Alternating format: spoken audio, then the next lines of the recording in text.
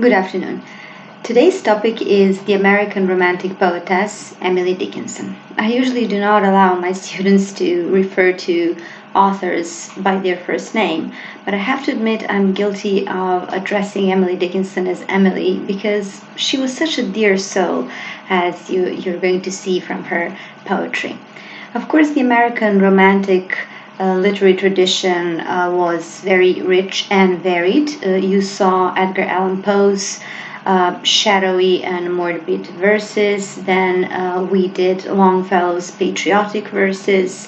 Later on, you will see Walt Whitman and how he dealt with sexuality and was very controversial. But Emily Dickinson stands apart from all these famous American poets because she did not pay much attention to the fashions of that time. Instead, she developed her own forms, her own syntax, her specific punctuation, and her fabulous slant rhyme. You will see some examples of that rhyme later on. And she was more influenced by the biblical prophets than by Poe, Whitman, or Longfellow. And some of her influences include John Keats and the Brownings and Ralph Waldo Emerson, the famous American transcendentalist. Today, she's hailed as one of the finest American poetess because of her nice lyrics. Emily Dickinson's family had a great influence on her work as well as her upbringing. Her father was an influential figure and he was the treasurer of Amherst College, which Emily also attended. And her mother was not such a prominent persona in her life, so basically the male figures in Emily's family influenced her work a lot. One of those was her brother, William Austin, who succeeded his father in becoming the treasurer of this same college. And she also had the youngest sister named Lavinia, who used to work around the house, which was a burden that Emily will later take on herself. This nuclear family was extended by an additional member, and her name was Susan Gilbert. Emily and Susan were very close friends, and later on, Susan even married William Austin, Emily's brother, and she moved next door.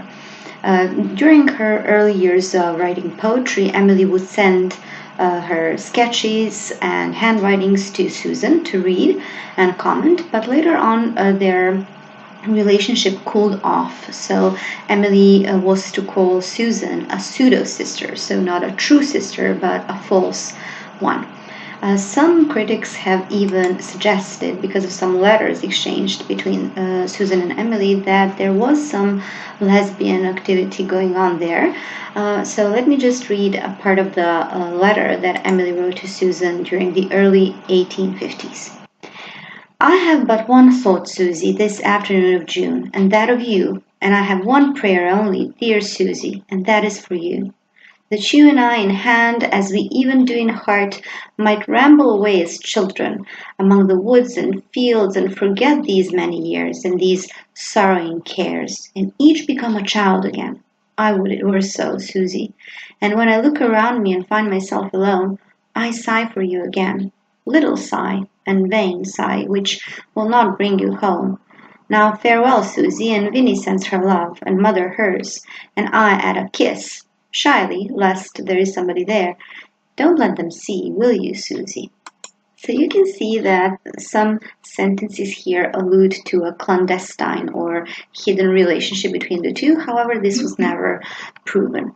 I'm just mentioning this interesting fact and conjecture about the lesbian activity because of the many male figures that appeared in Emily Dickinson's life in the last decades of her life, as you will see. As I said, Emily's upbringing influenced her work a lot, especially the setting. Basically, Amherst, the small village where nothing was going on. There was no theater, there was no dancing, nothing basically to do but go out and wander around the hills, maybe walk your dog. So, this is what Emily did. And while she was wandering around, she used to inspect closely the people who live in the village and to write down some verses that concern those people. So her first poetic pieces were born out of boredom. One interesting fact, for example, is that Emily graduated from Amherst College in 1847, which, by the way, is the year Jane Eyre was published. And the following year, in 1848, she attended a seminar outside this village in Hampshire County, Massachusetts. And this was the only time ever in her life that she left her home village, Amherst. So you can probably imagine how boring her life was. Only 7 poems were published during Emily's lifetime, and she never received any prize for it. But she was such an accomplished cook that she did receive 75 cents for her bread recipe at one event, and the recipe is Indian rye bread. So she was not your literary figure such as Edgar Allan Poe or Longfellow. She was more of a homey person who wrote because it was really boring and she just wanted to express her own feelings and share it with the public. However, after 1858, she started thinking about publishing some poems. There are only 5 poems which we can date prior to 1858. From that year onwards, she used to write her poems um, by hand, and she would make them into small parcels and tie them with a nice bow. And later, she's going to keep those copies in an ebony box. This ebony box is very famous because it went on to her sister Lavinia after Emily died. Ebony is a type of dark, really dark, like black wood. There she would keep her poems, and some of these poems were also sent to her friends as valentines or gifts. One of those poems was published actually, but against Emily's will in one of the magazines in the area. And this poem was sent as a valentine to one of her friends. And while critics think that it was this friend who sent the poem to the magazine, but Emily later had the poem removed because she was ashamed of it. The poem is called Sic Transia Gloria Mundi. These poems, because Emily did not give titles to her poems, are usually titled by the first line of the poem. Sic Transit Gloria Mundi means, thus passes all the glory in the world. This line is usually pronounced when somebody who is very noble or educated dies, and then you pronounce this famous line. So the poem criticizes and satirizes the education that she got from Amherst College, basically telling us about all these phrases, empty phrases that the students would get to learn, and they were not able to use those phrases for life itself. I'm sure you have experienced something similar in at least some of your classes. Now the ebony box. Well, after she started collecting the poems in the ebony box, she contacted one of her friends, Samuel Bowles, who was the editor of the famous magazine The Republican, begging him to publish one of her poems. And he eventually, after 4 years of her begging, agreed to publish 2 of those poems, I Taste the Liquor Never Brewed and Safe in Their Alabaster Chambers. You can see, judging by the second title, that the second poem probably deals with death, and Emily was, like Edgar Allan Poe, quite obsessed with death, but in a quite different manner. The first poem, though, is really interesting. I Taste the Liquor Never Brewed. Dakle, probala sam piće koje zapravo ne postoji. Pominje se neko alkoholno piće, kao što ćete vidjeti. Now, Samuel Bowles, the editor of the magazine, was not satisfied with the way the poem looked. You will shortly see why. So he regularized her rhymes because she used slant rhyme, and this means the rhyme was imperfect. And he removed and corrected her punctuation. Emily almost never used punctuation at all. Instead, she would use dashes because these dashes signify to the reader that he or she should stop while reading and just reflect on the subject of the poem. Let me show you what this poem looks like. So this is the poem. Let me just zoom it in. This is the closest description of the original poem. You have some vocabulary here. And let me just read the first stanza, maybe the first two stanzas.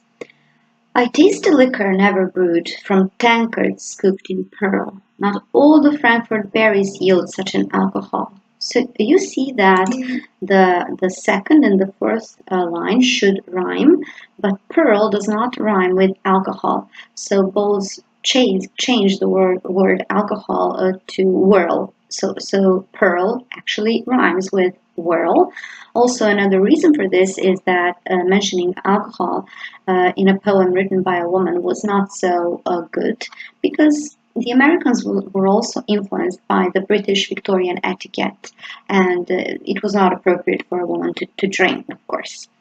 So Emily says that she has tried a liquor which resembles alcohol, but it actually is not. She says, inebriate of air am I. You notice how I stopped just here. So she says inebriate of air, and then you have a dash because you have to stop to think how one can become drunk of air.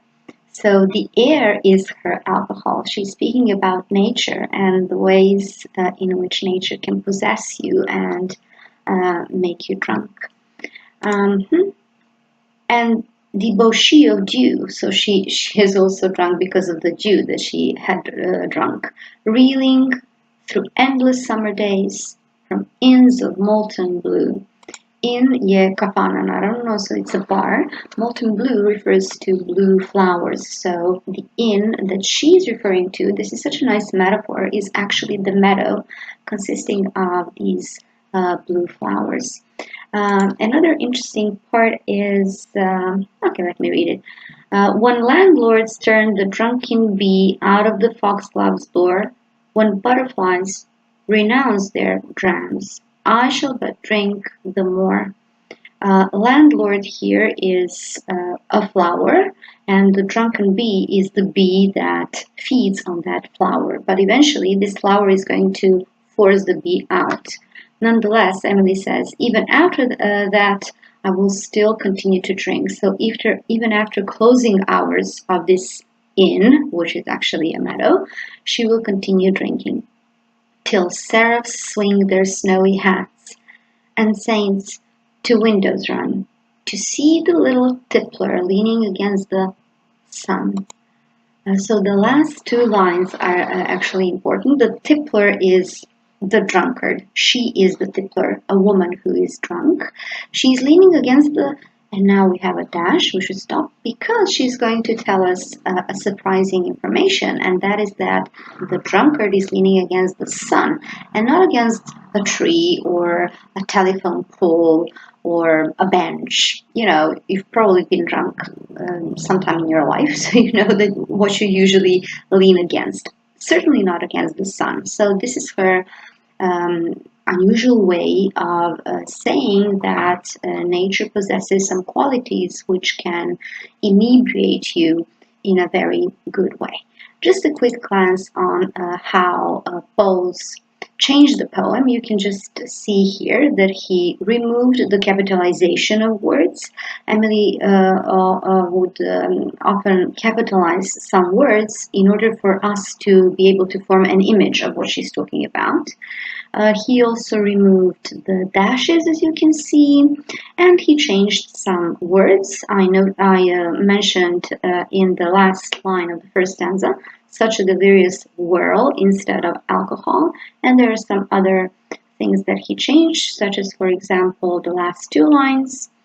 To see the little tippler come staggering toward the sun. So by saying that the tippler is basically in a haze going towards the sun, he says that he's not actually drunk. Okay.